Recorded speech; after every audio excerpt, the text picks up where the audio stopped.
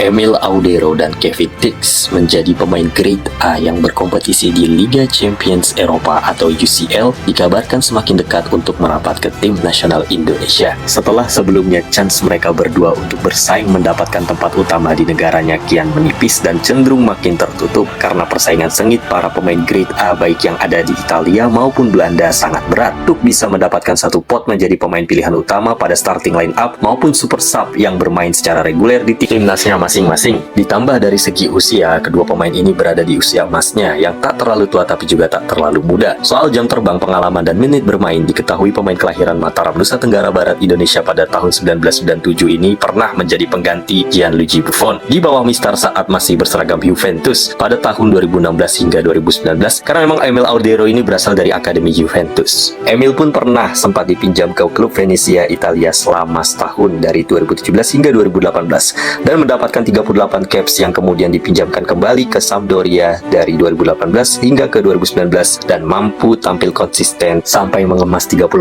caps bersama Sampdoria yang pada akhirnya ia dipermanenkan kontraknya sebagai kiper utama Sampdoria kala masih bermain di Serie A yang merupakan kasta tertinggi Liga Italia. Hingga akhirnya ia pun mampu menembus tim inti dan bermain reguler sejak 2019 hingga sekarang sampai mengoleksi 127 caps penampilannya bersama Sampdoria tersebut. Sampai saat video ini dibuat, ia telah melakukan debutnya di UEFA Champions League yang merupakan kasta tertinggi dari liga di benua biru paling kompetitif ini.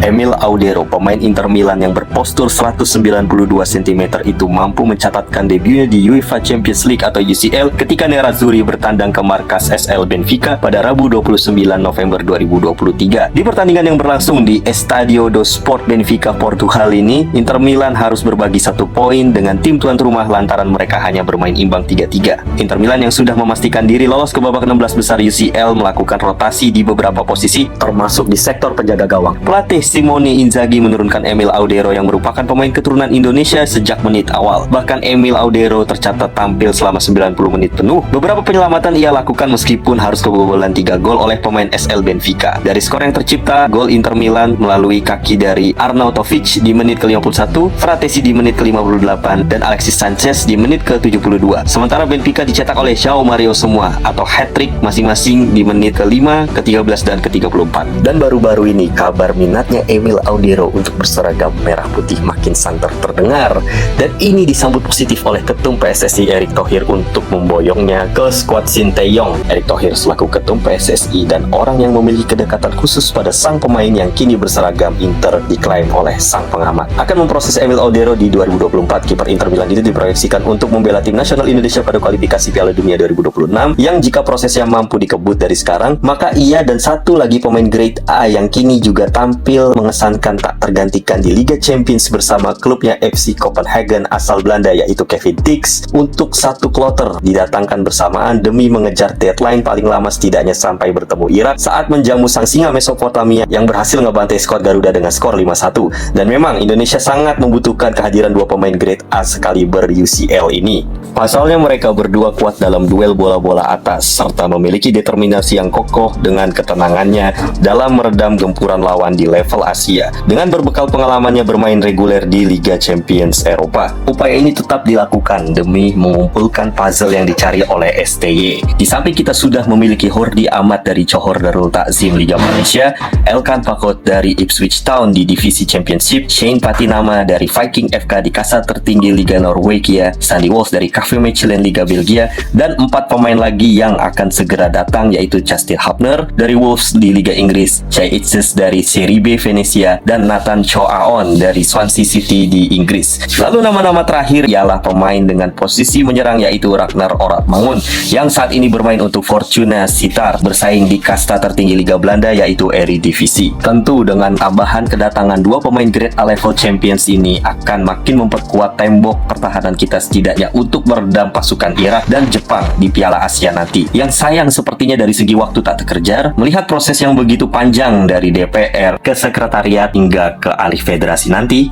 bahkan bisa saja gak keburu sampai kita 2 kali menghadapi Vietnam sekalipun di bulan Maret tahun depan nanti. Tapi jika PSSI mampu bergerak cepat dan dikebut prosesnya dari sekarang, kan seenggaknya mereka sudah bisa berseragam merah putih saat kita menjamu Irak ketika 2 kali bermain home dan Filipina pada bulan Juninya. Karena hasil dari 4 pertandingan sisa ini akan menentukan nasib STY ke depannya, di samping hasil daripada Piala Asia nanti ya. Itu akan dijadikan evaluasi.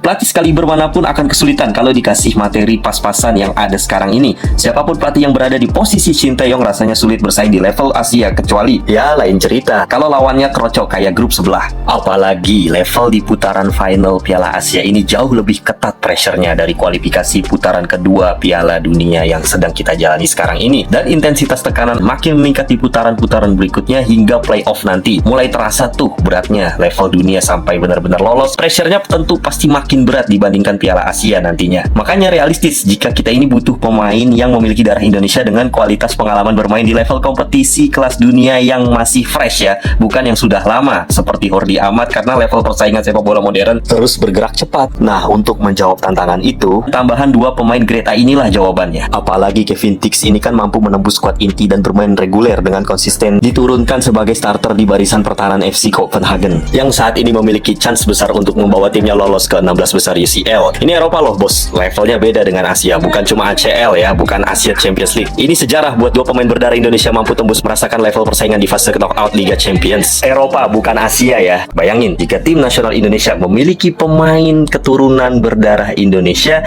yang mampu bersaing di fase gugur Liga Champions. Pengalaman menghadapi tim sekelas MU, Bayern Munich dan juga Galatasaray baru-baru ini sangat dibutuhkan untuk meredam kekuatan lawan di level Asia yang nantinya bertahap hingga tembus ke Piala Dunia. Nah, belum lagi nama-nama lain seperti Tom Haye dan Chairo Ritwell yang juga memiliki hak yang sama berseragam tim nasional Indonesia. Karena optimis sekali rasanya jika Shin Tae-yong memiliki materi pemain seperti ini, kan tim nasional Indonesia kita menjadi tim yang solid dan tak lagi terlalu khawatir setidaknya ketika harus bertemu tim-tim kuat di level Asia. Menghadapi tim nasional seperti Samurai Blue Jepang yang tampil konsisten menang 4 kali berturut-turut dengan gol-gol yang besar melawan tim-tim kelas dunia, tidak khawatir lagi ketika harus kembali bertemu Irak yang baru saja mengalahkan kita dengan 5 gol sekaligus di kandang mereka, dan harus bersiap jika mampu menghadapi tim sekelas Saudi Arabia yang pernah mengalahkan Argentina dan juga Australia yang pernah mengalahkan tim sekelas Tunisia di Piala Dunia 2022 kemarin. Belum lagi ada nama-nama tim yang pernah mengalahkan Portugal, yaitu The Taeguk Warrior Korea Selatan, dan bisa saja kita berpotensi bertemu dengan tim yang pernah mengalahkan sekelas Uruguay, yaitu tim Meli Republik Islam Iran. Mereka semua merupakan tim-tim dengan top level Asia yang sudah berkali berpiala dunia dengan langganan yang konsisten, dan bisa saja kita sudah ditunggu di depan nanti pada putaran-putaran berikutnya